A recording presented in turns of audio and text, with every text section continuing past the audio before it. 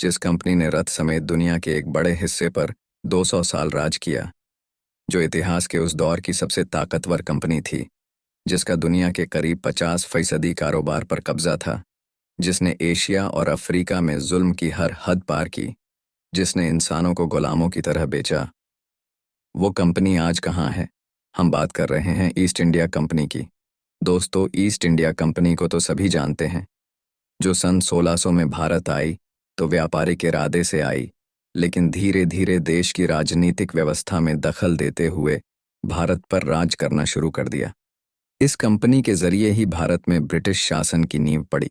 कहते हैं कि ईस्ट इंडिया कंपनी की स्थापना वर्ष 1600 में हुई थी। ब्रिटेन की महारानी एलिजाबेथ प्रथम और उनके निधन के बाद किंग जेम्स ने ईस्ट इंडिया कंपनी को एशिया में कारोबार करने की खुली छूट दी। शुरुआत में कंपनी भारतीय मसालों, चाय, सूत, नील इत्यादि को इंग्लैंड और बाकी यूरोप में महंगे दामों में बेचकर बेतहाशा मुनाफा रही थी।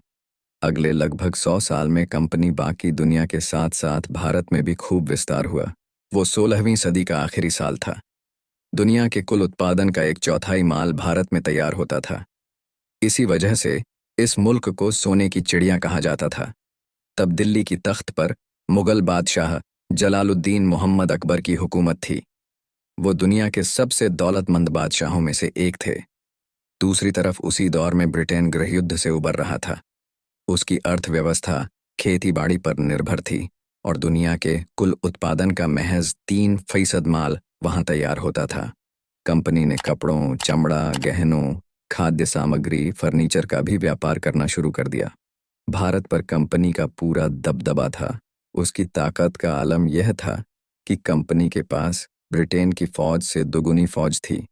1757 के प्लासी युद्ध के बाद तो उसका धीरे धीरे भारत की बड़ी रियासतों पर सीधा नियंत्रण हो गया। 1757 से 1857 के बीच के 100 साल ने भारत पर ब्रिटिश सरकार के शासन के लिए प्रशासनिक ढांचा तैयार किया।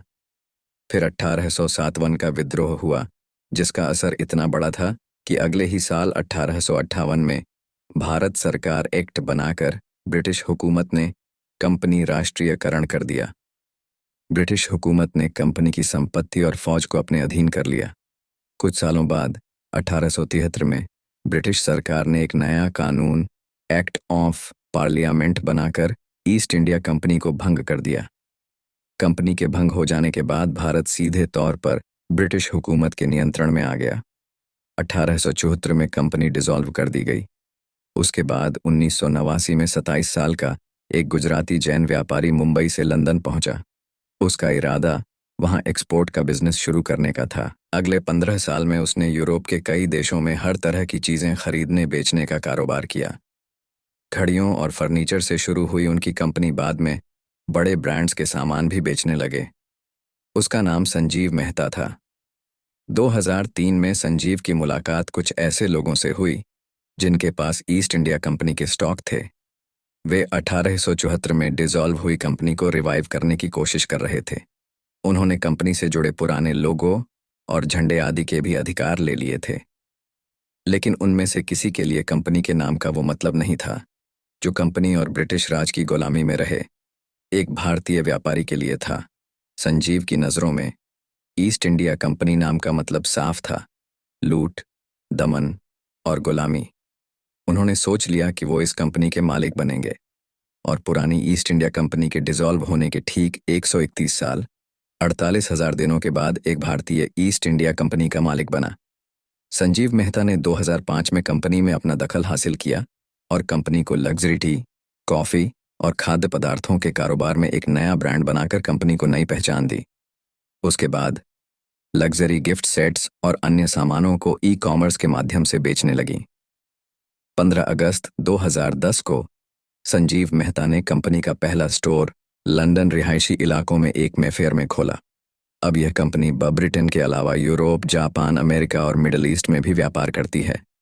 अब यह कंपनी साम्राज्यवादी उपनिवेश का प्रतीक नहीं है और सिर्फ कारोबार से वास्ता रखती है। लेकिन दिलचस्प यह है कि सदियों पहले की तरह अब भी इस कंपनी का एक प्रमुख कारोबार चाय और मसालों से जुड़ा है। जाहिर ही कंपनी की अपनी फौज और अपना जासूसी विभाग नहीं है। ब्रिटेन में महारानी आज भी हैं, लेकिन इस नई ईस्ट इंडिया कंपनी पर उनकी सरपरस्ती नहीं है। इस कंपनी के पास नए मालिक संजीव मेहता कभी अपनी आक्रामकता के लिए जानी जाने वाली कंपनी को ब्रिटिश औपनिवेशिक इतिहास के प्रति सजग एक कंपनी के रूप में देखते हैं। शायद यह मालिक गुलाम संबंधों की एक आधुनिक कहानी है।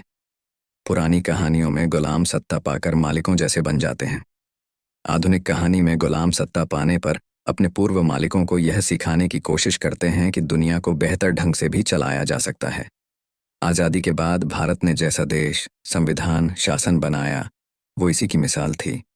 अमानवीय नस्लभेदी दमन के बावजूद नेल्सन मंडेला ने जैसा दक्षिण अफ्रीका बनाया, वह भी इसी की मिसाल था। दोस्तों, इस पर आपकी क्या राय है?